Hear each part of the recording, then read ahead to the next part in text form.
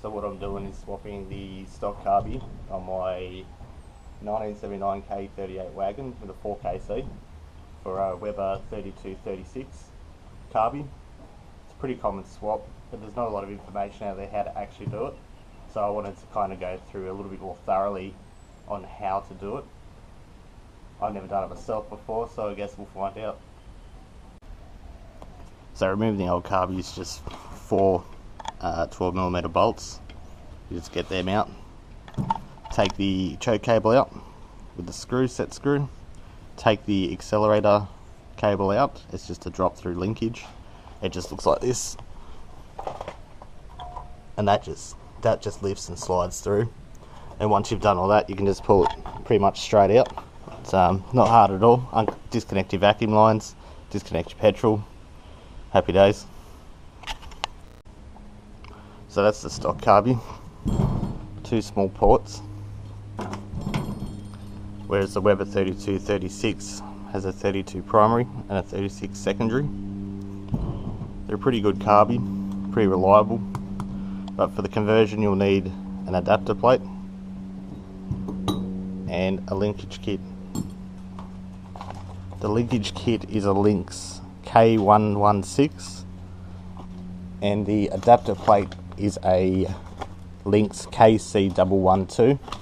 I don't recommend getting the Lynx plate because of the studs, which I'll show you. They're pretty hard to install and a lot of filing to try and get them to fit. So to remove your manifold studs, don't put multi grips on them. You'll definitely ruin them. Best way is to wind one nut down from the manifold, another nut on top of it, get 2 spanners, tighten that up, and then that should just turn out for you. It's a piece of piss really. So these are the studs from the Lynx adapter plate. As you can see, they're a strange lightning bolt shape that you obviously spin and pivot to suit. It's just really hard. You've got to file out the tops of the adapter plate to get the clearance so it'll fit, and then you've also got to file the bottom of the carbi. When you don't really want to be filing a brand new carbi, but it's the only way if you do use this adapter plate. I'd recommend trying to get like a redline adapter plate instead. Probably save you a lot of time. It took a lot of hours of carefully filing to make it all work, but the carbi does go on. Another thing you can option to do while you're installing is to file out the bore, because you're still running small bore unless you actually file, cut or whatever to get it out to get bigger ports. Don't know if it's going to change performance, but I just don't know how I'm going to do it without removing the manifold, getting filings all throughout the engine and ruining the piston rings and all that sort of stuff. So I'll probably just leave it like this for now until I decide whether I'm happy with it or not. So with the Lynx throttle body arm, you need to have it mounted this way, and the cable you actually need to make a bracket, and it's going to pull down, and I'll show you all that when it's actually in the car, but it's easy as to put on. It's just a washer, another washer, and then just a nut. And you don't really need to like crank down on it too much. You just, once you've got that nipped up, you just fold that tab over and that'll just hold it in place for you. So to do your fuel, you just unscrew the old rail with the nipple in the back, and you go out and you buy a 5/16 by 1/8 BSP hose barb, and that just screws straight down on top of the fuel pump, which will then run around up through here and connect to the actual carbi itself. So the fuels is like dead simple basically.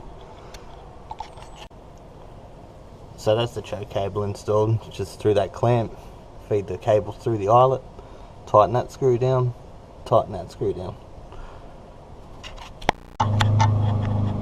So that's the throttle cable connected now through the eyelet. I still need to make a bracket, but it just pulls forward like that. But without the bracket, the hose moves quite a bit. So I have to make up that bracket eventually. So there's the fuel hose, just 8mm fuel hose clamp, come around down to the top of the fuel pump with the barb and just hose clamp, easy as.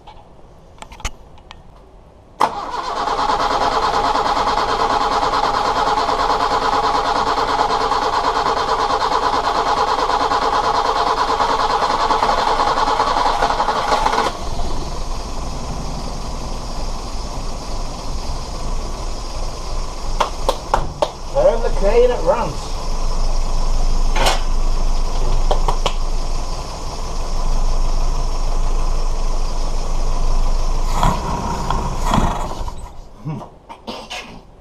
Oh well, don't know everything. She's gonna run.